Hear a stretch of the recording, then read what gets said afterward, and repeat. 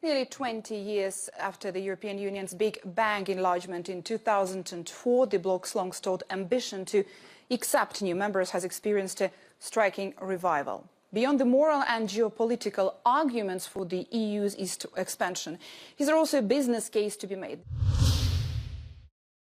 I'm very pleased to have the speakers here with us today at the session. On my left, Milojko Spajic, Prime Minister of Montenegro. Thank you very much. Also, we have with us Rostislav Shurma, Deputy Head of the Office of the President of Ukraine.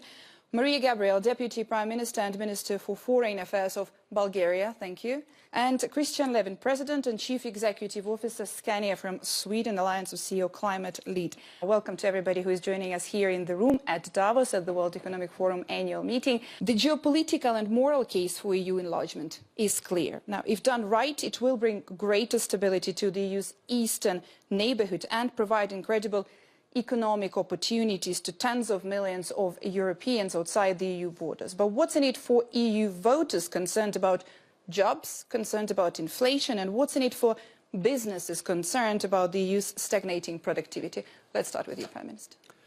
So I think I'll start from the perspective that is not often seen in Europe, because as a Japanese student, I would take a perspective maybe from the Far East. As you might remember, in the 1986, we had Plaza Accord that basically had currencies of Japan, Germany, and France heavily appreciating after that, and then we have the dollar being devalued. What it did to Japan, you had like 20 years of, they call it lost decades. They had like big issues, structural issues that happened afterwards. We didn't see that in Europe. And nobody ever actually noticed that. At least in Europe, I don't see many people talking about it. And that's an obvious case to me that even the big countries such as Germany, France, etc., they definitely have benefits of joining EU. And having such a big market to cushion all of these external big pressures, big factors there like this, was something that, Germany and France, they continued growth, didn't have any big bubbles. Until 2008, there was a global financial crisis. But before that, they didn't face the same destiny that Japan faced. Let's ask some of the existing members. Deputy Prime Minister Maria Gabriel, what's your take on this? Well, I think that first, when we talk about jobs, I think that we need to think about young people and people with skills. And the enlargement is always showing that we have access to those young people that will not leave their region. They will stay and they will be there really to co-create, to shape the solutions of the future. The second, if you'd like to attract investment, we need to connect different regions. We need to have infrastructure, energy or climate. All these, in order to expand the market, we need really the enlargement. And finally, even for inflation, let's be very honest, there is a lot of external factors for inflation, and enlargement is transforming them into something that we can manage, that we can control even, and at least to mainstream and to reduce some of the risks. So I definitely see benefits much more than risks. Yeah, and finally, the business perspective. Yeah, coming out of a small country such as Sweden, we can only be the witness of free trade is working. Free trade is what is creating wealth. So there is no reason why we should not be able to tell the young people, the future workforce, the consumers, that this is a threat. It's not a threat.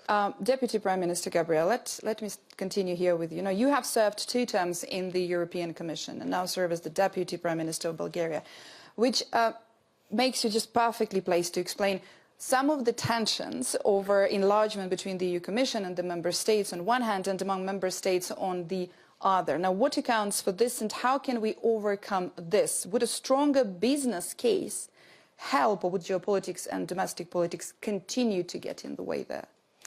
And maybe if I can add that before I was in the European Parliament. Yes. So you have the institutional triangle with experience in the European Parliament, the Commission, and now in the Council.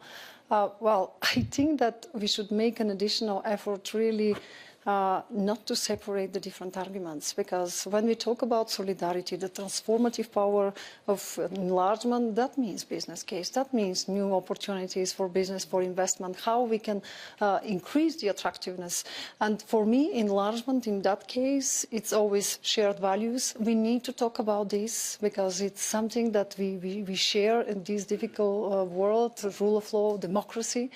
It's also our capacity to respond to global challenges. That's enlargement. That's what we need to address. Okay, if we show to our citizens that on a daily basis, in their daily life, there are benefits, we'll be much more able to convince them. So I think that on one side, we have always to put a little bit more visibility on the strengths. On the other side, of course, there are challenges, because what is the alternative? I think that there is no alternative, but we need to address the challenges. And these challenges are internal, both for EU and the countries that would like to be members of the European Union. In that case, I must say that we need to address some of the internal reforms that we need in the European Union. I think that we need to change the approach. When I was Digital Commissioner, that was the regional roaming agreement. That was so an important step. Now we have the innovation agenda. There is so many young, talented people in the region. Digital innovation hubs, how they're working in deep tech or in fintech. I think that we need really now to talk a little bit more, and much more, I must say, on this positive side.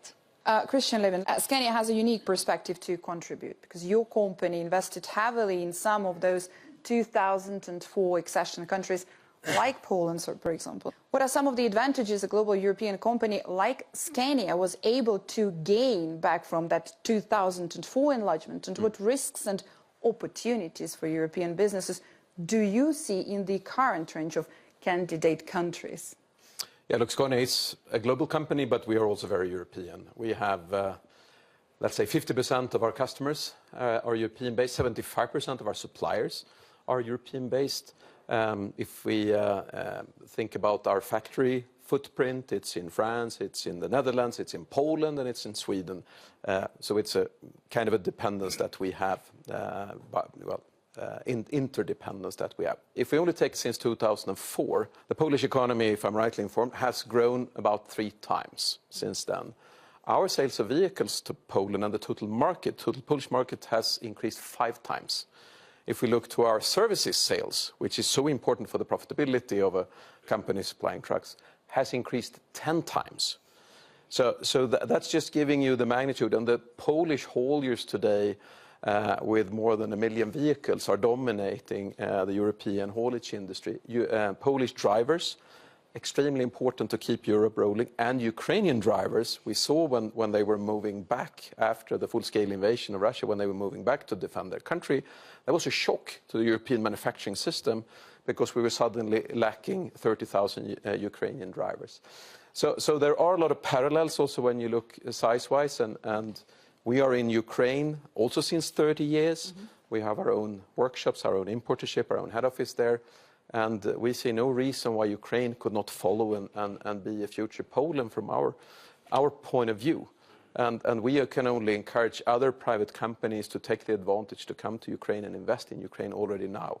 We, as an example, are doing our best year ever. We did our best year ever, 2023, in Ukraine, based on the huge need of transport that is coming, partly because of the war and partly because of the development.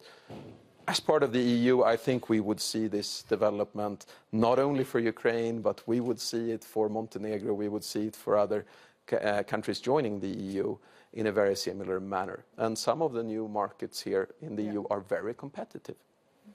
And that's good for us. Well, that's the question, right? How it is good, but yet could it be tricky then? Also with some of the challenges of other competitiveness. Well, you could see that as a challenge, or you could see that as an opportunity. I see that as an opportunity. I think it would be very good for us to have a bit of a more internal competition in Europe. I think we have become a little bit fat and happy, and you see productivity coming down as a result. Rostislav Shurma, Deputy Head of the Office of the President of Ukraine. Ukraine's enthusiasm for EU membership has put enlargement somehow back to the top of the political agenda. Now, Ukraine is, however, the largest and the most populous candidate country after Turkey. and is fighting the war of aggression for almost 2 years now with a full-scale invasion. So some EU voters in member states will be concerned about whether the EU can, so to say, digest Ukraine easily. What do you have to say about that? Also, given what Christian Levin just said about, in many cases, companies already working. Mm-hmm. Frankly speaking, I've heard from Christian more about opportunities rather than challenges, and more about the stimulus for the competition. The European Union was much smaller when they took Poland, and they digested it. So I think this won't be a problem. The second, I think we should focus on the synergies. For the last 7 decades, I think we forgot that peace and security, this is not for granted. Because we had a very good period of continuous development, maybe with some financial pauses, but it was continuously growing, improving the quality of life of people. But then something happened that nobody of us in the civilized world could imagine. Please imagine that in your country, some other country comes in. What it will mean for your citizens. And it happens so that Ukraine has what to contribute in the EU. About the security, about the defense, about the military tech. Because even now, if we even look at the Ukrainian battlefield and we need to supply the armors and ammunitions, the European defense industry and military tech industry is not ready even to supply, not even to replace the warehouses, but just to supply the current needs. And we have this industry, and this is not our industry. This is the industry for the defense and security for the whole European Union. Another thing is about the economic synergies. The first is about the markets, because the new entrants, this is a big market for many companies. And at the same time, this is a very good contribution to manufacturing, to the domestication of some resources of the value chains. Because on the example of Ukraine, we do understand that we have people, very skilled, very well-educated people. And second, we have natural resources, which the European Union lacks at the moment. If you take the list of the critical minerals, iron ore, the biggest deposits and the biggest production of iron ore. Lithium, that we already mentioned during the discussion, the second biggest deposit in Europe. Graphite, the first biggest deposit. Manganese, and I think titanium, the biggest deposits in the world. So this is what we will contribute into the whole European Union. Oil and gas, the biggest deposits, and renewable potential for the renewables, for the onshore wind, for the territory, for the solar. So it will definitely make the whole system stronger and more sustainable. So I would look at this as a long-term business project where you get the very decent return investing in the development of those territories.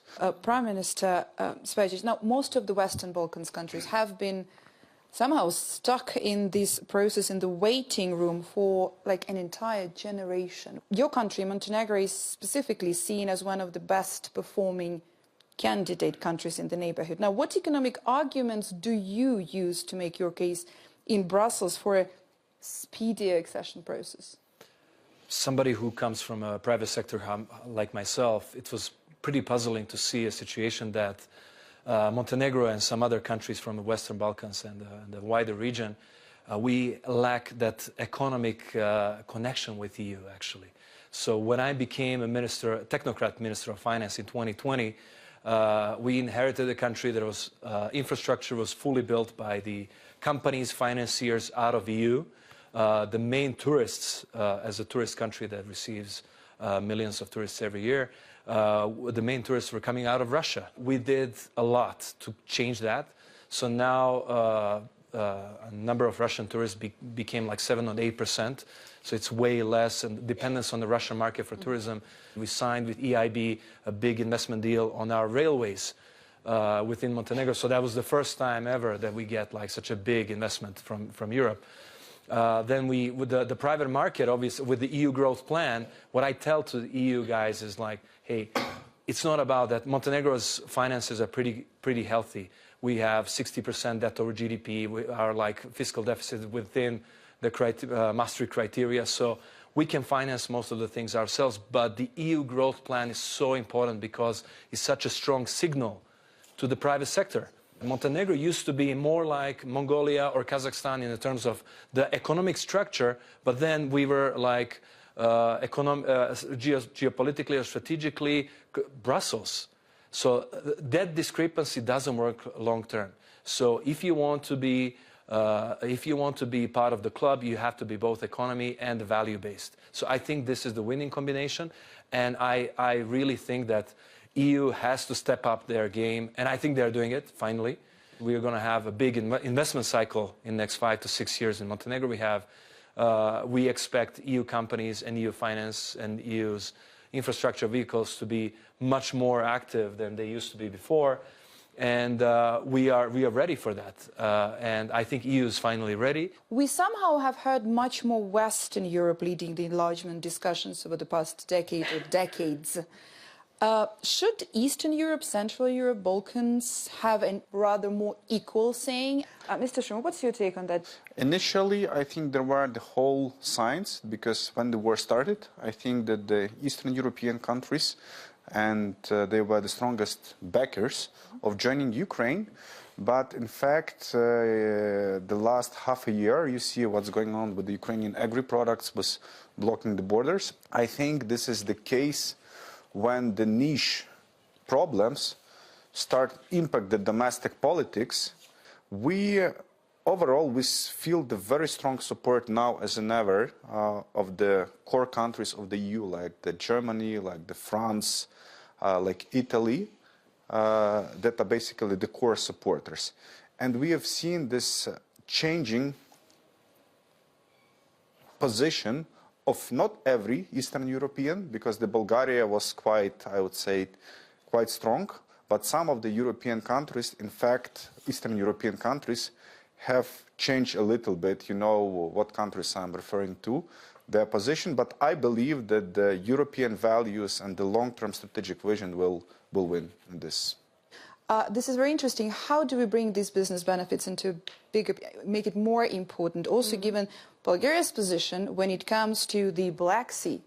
Well, I don't agree that first we are talking about Western Balkans because of Russia. It's simply not true. Remember the Bulgarian presidency of the Council with the Western Balkans Summit in 2018. For the first time, again, the Western Balkans were on the top of the European agenda.